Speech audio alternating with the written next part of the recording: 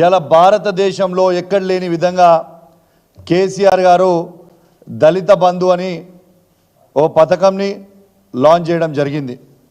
దాన్ని హుజురాబాద్ నియోజకవర్గంలో pilot ప్రాజెక్ట్గా launch చేయడం జరిగింది. లాంచ్ చేసిన సందర్భంగా హుజురాబాద్ నియోజకవర్గంలో శాచ్యురేషన్ మోడ్లో దళిత బంధు ఇవ్వడం జరిగింది. దాదాపు 18,500 కుటుంబాలకి శాచ్యురేషన్ మోడ్లో ఇవ్వడం జరిగింది. ఇచ్చిన తర్వాత కేసీఆర్ గారి ప్రభుత్వం ఉన్నప్పుడే దాదాపు అందరి అకౌంట్లో 18,500 కుటుంబాల అకౌంట్లలో 10 లక్షల రూపాయల దళిత బంధు వేయడం జరిగింది. వేసిన తర్వాత దాంట్లో దాదాపు 12 నుంచి 13,000 దళిత బంధు యూనిట్లు ఆల్రెడీ 10 లక్షల రూపాయలు ఇచ్చేయడం జరిగింది. ఇంకొక 5,500 యూనిట్లకి అమౌంట్ ఆల్రెడీ వాళ్ళ అకౌంట్లో ఉంది. ఫస్ట్ విడత 5 లక్షల రూపాయల దాకా ఇచ్చిండ్రు. రెండో విడత 5 లక్షల రూపాయలు ఇవ్వాల్సిన అవసరం ఉంది. ఆ డబ్బు కూడా వాళ్ళ అకౌంట్లోనే ఉన్నాయి. నేను ఈ విషయాన్ని పదే పదే అసెంబ్లీ సాక్షిగా, మన దళిత స్పీకర్ సాక్షిగా, మా హుజురాబాద్ నియోజకవర్గంలో ఉన్న రెండో విడత దళిత బంధు దయచేసి వెంటనే విడుదల చేయాలి, ఇది బ్లాక్ చేయొద్దు, ఇవి అకౌంట్లు ఫ్రీజ్ చేయొద్దు అని నేను అసెంబ్లీ సాక్షిగా అడిగిన.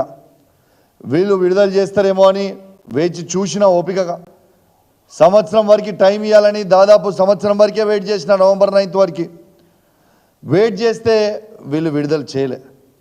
ఇలా విడుదల ఎందుకు చేయలేదురా బాబు అని మేము అడిగితే దానికి జవాబు చెప్పరు.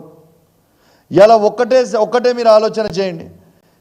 ఈ దళిత బంధు పథకం చాలామందికి అర్థం కాకపోవచ్చు. ఈ తెలంగాణ రాష్ట్రంలోనే కేసీఆర్ గారి నాయకత్వంలో మొత్తము 2 లక్షల మందికి, దాదాపు 2 లక్షల మందికి దళిత బంధు ఇవ్వడం జరిగింది. కేసీఆర్ గారిది ఎంత గొప్ప ఆలోచన అంటే, ఈ భారతదేశంలోనే తెలంగాణలో కూడా ఇలా దళితులు అనేవాళ్ళు, పేదవాళ్ళు, దళిత కుటుంబాలలో వెలుగు నింపాలనే ఒక గొప్ప ఆలోచనతోని కేసీఆర్ గారు దళిత బంధు అనే పథకం పెట్టి 10 లక్షల రూపాయలు వాళ్ళు ఇస్తే కాంగ్రెస్ ప్రభుత్వం ఇవాళ ఫ్రీజ్ చేయడం చాలా బాధాకరం. చాలామందికి అర్థమైతలేదు. నేను ప్రాక్టికల్గా చెప్తున్నా. మా హుజురాబాద్ నియోజకవర్గంలో దళిత బంధు శాచ్యురేషన్ మోడ్లు ఇచ్చారు కాబట్టి ఇలా దళితులు ఏ విధంగా లాభపడ్డారో, ఎంత గొప్పవాళ్ళైనరు అనేది మీకు ఇప్పుడు స్వయంగా చూపించబోతా ఉన్నాను. శారద ఇంకా శ్రావ్య అని ఒక బ్యాగ్స్ యూనిట్ అనేది పెట్టుకోవడం జరిగింది. దీన్ని అంబేద్కర్ గారి మునిమన్వడు ప్రకాష్ గారు ఓపెన్ చేసిన ఫోటో. ఇలా అద్భుతంగా ఆ కుటుంబం నడుపుకుంటా ఉంది. నెలకి 1,00,000 రూపాయలు ఆ కుటుంబం సంపాదిస్తూ ఉన్నది. దాంతోపాటు ఒక కూలికి పోయే రూపాని ఇలా దళిత బంధు పథకంతో డైరీ యూనిట్ పెట్టుకొని ఇలా డైరీ యూనిట్తో నెలకి 30,000 రూపాయలు సంపాదిస్తుంది ఇవాళ రూప గారు. ఇలా అదేవిధంగా ఇలా ఒక బేకరీలో పనిచేస్తుండే అనిల్ అని ఉండే, ఇలా తను బేకరీలో పనిచేస్తుండే, ఇలా బేకరీ ఓనర్ అయిండు. ఆ బేకరీ ఓనర్ అయ్యి అనిల్ ఇలా ఎంత అద్భుతమైన బేకరీగా నడుపుతూ ఉన్నాడంటే, దాదాపు ఇవాళ 80,000 నుంచి 1,00,000 రూపాయలు నెలకి ఇవాళ అనిల్ గారు ఓనర్ అయి నడుపుతూ ఉన్నారు. ఇలా అద్భుతంగా సంపాదించుకుంటూ ఉన్నారు. అదేవిధంగా ఇలా చైతన్య అని ఇలా పనిచేసేవాళ్ళు వీణవంకలో, ఇలా జేసీబీ డ్రైవర్గా పనిచేసేవాడు, ఇలా జేసీబీ ఓనర్ అయిండు. ఇలా జేసీబీ ఓనర్ అయి దాదాపు నెలకి ఇలా 50,000 నుంచి 80,000 రూపాయల వరకు ఇవాళ సంపాదించుకుంటూ ఉన్నారు. ఇలా అదేవిధంగా ఇలా ఓరం మధు అని ఇలా ఈ యూనిట్స్ అన్నీ కూడా చూపిస్తున్నాం. ఓరన్ మధు అని ఇలా బ్రిక్ ఇండస్ట్రీ పెట్టుకున్నాడు. ఇవాళ దాదాపు ఆ బ్రిక్ ఇండస్ట్రీ ద్వారా ఇలా ఓరం మధు గారు దాదాపు 40,000 to 50,000 రూపీస్ నెలకి సంపాదించుకుంటూ ఉన్నారు.